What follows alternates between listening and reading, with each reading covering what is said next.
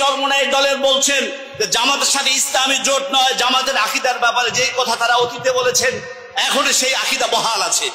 তাহলে যদি জামাতের ব্যাপারে অতীতে আপনাদের আকীদা যদি এখনো বহাল থাকে, তাহলে সেই জামাতের সাথে আপনাদের জোটকে কিভাবে আপনারা এক বাক্সের ইসলামী জোট বলতে পারেন? মানুষকে প্রতারণা ছাড়া আর কিচ্ছু নয়। যারা বলছেন পিয়ার অথবা সংস্কার, এটা একটা ধোঁকার কথা। মূল বিষয় হচ্ছে ক্ষমতার ভাগ চাই। 17টা বছর দেখেছি আওয়ামী লীগের রস খেয়েছেন, আজকে তারা দেখছি জামাত ইসলামের সাথে এত মহরম দহরম। যেই সংগঠন, যেই ওলামায়ে কেরাম জামাতকে কাফের মুশরিকের পর্যায়ে বলতে চাইতেন, আজকে তারা দেখি জামাতের কোনো পদক্ষেপ নিয়ে কথা বললে জামাতের চেয়ে ওই সকল সংগঠনের নেতৃবৃন্দের কষ্ট বেশি হয়ে যায়। একদিকে তারা বলছেন ইসলামের জন্য জোট করছেন, ইসলামের জন্য এক বাক্স তৈরি করবেন, আরেকদিকে ওই চরমোনাই দলের বলছেন যে জামাতের সাথে ইসলামী জোট নয়, জামাতের আকীদার ব্যাপারে যে কথা তারা অতীতে বলেছেন এখনো সেই আকীদা বহাল আছে। তাহলে যদি জামাতের ব্যাপারে অতীতে আপনাদের আকীদা যদি এখনো বহাল থাকে, তাহলে সেই জামাতের সাথে আপনাদের জোটকে কিভাবে আপনারা এক বাক্সের ইসলামী জোট বলতে পারেন? মানুষকে প্রতারণা ছাড়া আর কিচ্ছু নয়। যারা বলছেন পিয়ার অথবা সংস্কার, এটা একটা ধোঁকার কথা। মূল বিষয় হচ্ছে ক্ষমতার ভাগ চাই। কোটার বিরুদ্ধে আন্দোলন হয়েছিল, ওনারা পিয়ারের নামে সরকারের কোটার ভাগ চাইছেন।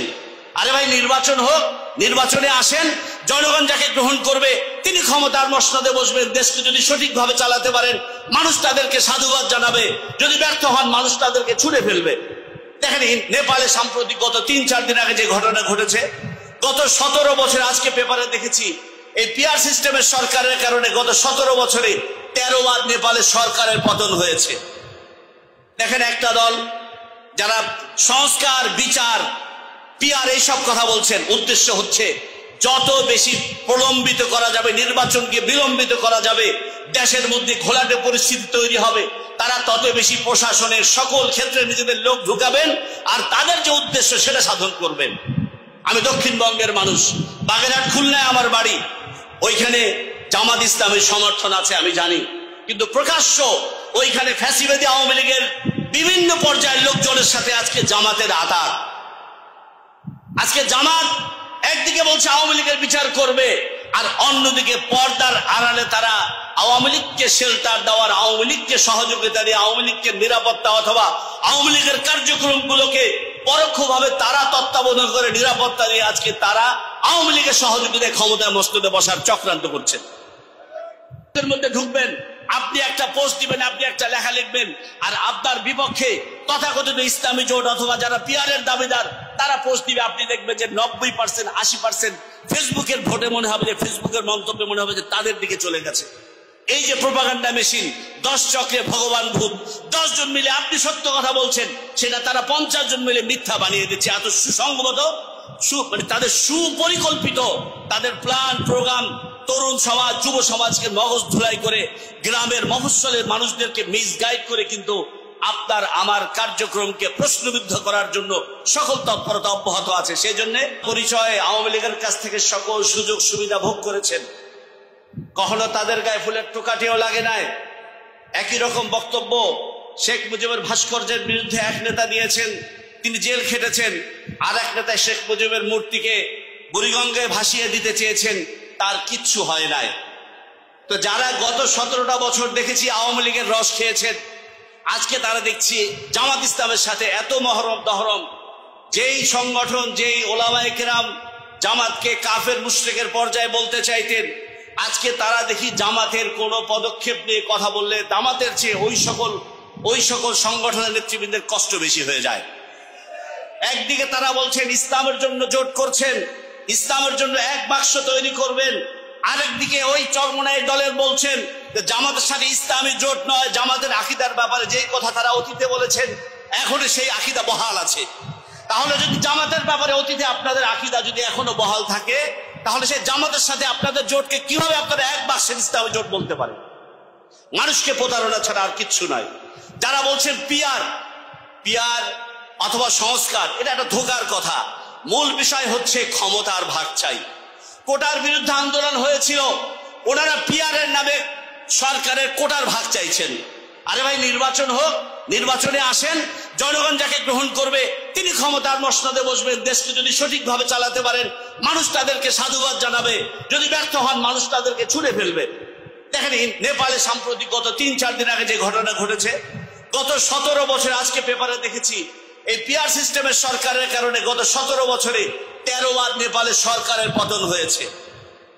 দেখেন একটা দল যারা সংস্কার, বিচার, পিআর এইসব কথা বলছেন, উদ্দেশ্য হচ্ছে যত বেশি প্রলম্বিত করা যাবে, নির্বাচনকে বিলম্বিত করা যাবে, দেশের মধ্যে ঘোলাটে পরিস্থিতি তৈরি হবে, তারা তত বেশি প্রশাসনের সকল ক্ষেত্রে নিজেদের লোক ঢুকাবেন আর তাদের যে উদ্দেশ্য সেটা সাধন করবেন।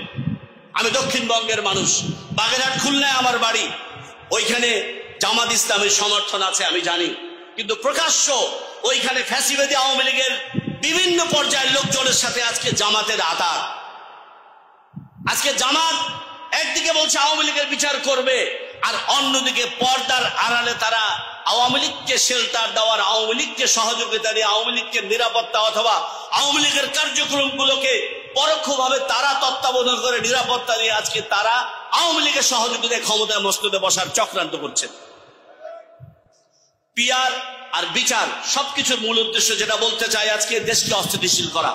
আর নির্বাচন যত প্রলম্বিত হবে, নির্বাচন যত বিলম্বিত হবে, দেশের মধ্যে নানা চক্র, দেশি বিদেশি চক্র, সেটা সাম্রাজ্যবাদী চক্র বলেন, প্রতিবেশী ভারতের ব্রাহ্মণ্যবাদী হিন্দুত্ববাদী চক্রান্ত বলেন, অথবা এই দেশের মধ্যে বিচরণকারী বিভিন্ন গোপন যারা ভিনদেশী এজেন্ডা বাস্তবায়নের জন্য কাজ করছে, প্রত্যেকের সহজ হয়। দেশ যদি অস্থিতিশীল থাকে এবং ভবিষ্যৎ সরকারটা যদি দুর্বল সরকার হয় তাহলে প্রত্যেকের নিজস্ব নীল নকশা, নিজস্ব দূরভিসন্ধি বাস্তবায়ন করা সম্ভব হয়। সেজন্য আজকে জমাতুল মুস্তাফ বাংলাদেশ ঢাকা মহানগরীর এই কর্মী সম্মেলন থেকে আমরা সুস্পষ্টভাবে বলে দিতে চাই যে অনতিবিলম্বে ঘোষিত সময়সূচিকে সামনে রেখে নির্বাচনী কার্যক্রম, নির্বাচনী তৎপরতা এবং সুষ্ঠুভাবে গ্রহণযোগ্য অবাধ নিরপেক্ষ নির্বাচনের জন্য যা যা করা দরকার আমরা অন্তর্বর্তীকালীন সরকারের কাছে আমরা সেই দাবি জানাবো। এই বিষয়ে আপনারা সঠিক পদক্ষেপ নেন এবং একই সাথে যারা ভারতীয় জোটের নেতৃবৃন্দ আছেন এবং বিএনপির সাথে যুগপৎ আন্দোলন সংগ্রামে যারা ছিলেন, আমি শীর্ষ নেতৃবৃন্দের মাধ্যমে এটা উদাত্ত আহ্বান জানাতে চাই, দয়া করে ভবিষ্যতের জন্য কৌশল নির্ধারণ করেন। রাজাকার, 71, বাংলাদেশ বিরোধী, পাকিস্তান পন্থী, এরকম অনেক শব্দ আসলে কনফিউশন আছে, সংশয় আছে, মানুষ এরকম অনেক শব্দ এখন ওইভাবে গ্রহণ করতে চায় না। অতীত না পড়ে ভবিষ্যতে কি করতে পারি সেই বিষয়গুলোকে সামনে আনা উচিত এবং ভারতীয় জোট, বিএনপি সহ যারা জাতির নেতৃত্ব দিতে চান, ক্ষমতার মাধ্যমে দেশকে সঠিকভাবে পরিচালনা করতে চান, আমি আজকে এখান থেকে তাদের কাছে স্বনির্বন্ধ অনুরোধ করব যে মানুষের কাছে বেশি বেশি যেতে হবে এবং যদি আমরা ঘরে বসে থাকি যে ক্ষমতায় চলে আসবো, চলে এসেছি, দুঃখিত, মানুষ এখন অনেক বেশি সচেতন। 1990, 96, 2001 সালের মতন এখন এত বেশি প্রোপাগান্ডা চলে, এত বেশি মিথ্যার সয়লাভ। ফেসবুকের মধ্যে ঢুকবেন, আপনি একটা পোস্ট দিবেন, আপনি একটা লেখা লিখবেন, আর আপনার বিপক্ষে তথাকথিত ইসলামী জোট অথবা যারা পিআরের দাবিদার তারা পোস্ট দিবে, আপনি দেখবেন যে 90%, 80% ফেসবুকের ভোটে মনে হবে যে, ফেসবুকের মন্তব্যে মনে হবে যে তাদের দিকে চলে গেছে। এই যে প্রোপাগান্ডা মেশিন, 10 চক্রে ভগবান ভূত, 10 জন মিলে আপনি সত্য কথা বলছেন, সেটা তারা 50 জন মিলে মিথ্যা বানিয়ে দিচ্ছে। এত সুসংগত, মানে তাদের সুপরিকল্পিত, তাদের প্ল্যান প্রোগ্রাম তরুণ সমাজ, যুব সমাজকে মগজ ধুলাই করে, গ্রামের মফস্বলের মানুষদেরকে মিসগাইড করে কিন্তু আপনার আমার কার্যক্রমকে প্রশ্নবিদ্ধ করার জন্য সকল তৎপরতা অব্যাহত আছে। সেই জন্য আমি সদর্বন্ধ অনুরোধ করব যে সঠিক পরিকল্পনা গ্রহণ এবং আগামীর জন্য দেশ জাতির জন্য কি করতে চান। বিশেষ করে আমরা যেহেতু বিএনপির সাথে যুগপৎ আন্দোলনে আছি, বিএনপির ভারপ্রাপ্ত চেয়ারম্যান যাকে আগামী দিনে রাষ্ট্রনায়ক মনে করা হয়, জনাব তারেক রহমান যে 31 দফা দিয়েছেন, এই 31 দফা আসলে মানুষের কাছে ওইভাবে ফুটিয়ে তোলা সম্ভব হয়েছে কিনা আমি জানি না। ভারতীয় জনের নেতৃবৃন্দ, আমাদের জমিয়ত নেতৃবৃন্দ অনেকবার নানা কর্মসূচির মাধ্যমে এটাকে আরো বেশি মানুষের কাছে পৌঁছে দেওয়ার তারা চেষ্টা করছেন। আমি আজকে আমার সর্বশেষ বক্তব্য হবে, আগামীর বাংলাদেশ সুন্দর এবং সুশৃঙ্খল এবং আদর্শ সমাজ বিনির্মাণের জন্য যদি আমরা কাজ করতে পারি তাহলে জনগণ আমাদেরকে ভোট দিবেন। ভারতীয় জোট এবং বিএনপি নেতৃত্বাধীন জোটকে জনগণ যদি ক্ষমতার মস্তদে আসীন করেন তাহলে সেই প্ল্যান, সেই পরিকল্পনাগুলো জাতির সামনে উপস্থাপন করেন, যেই প্ল্যান প্রোগ্রাম কৌশল দেখে মানুষ আরো বেশি আমাদের দিকে ধাবিত হবে। আজকে যে বিশেষ করে 12 দলীয় জোটের নেতৃবৃন্দ এবং আমার জমিয়তের সংগ্রামী মহাসচিব, যিনি 45-46টা মামলার বোঝা মাথায় নিয়ে গত 16-17 বছর প্রকাশ্যে চলতে পারেন নাই।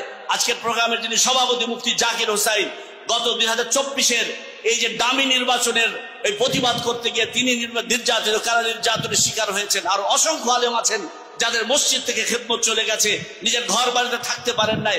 আজকের এই প্রোগ্রামের মাধ্যমে আমি আহ্বান জানাবো, আগামীর বাংলাদেশের জন্য রাজনৈতিক হানাহানির কারণে, রাজনৈতিক ভিন্ন মতের কারণে কেউ যেন জুলুমের শিকার না হন। ধন্যবাদ সবাইকে। আসসালামু আলাইকুম।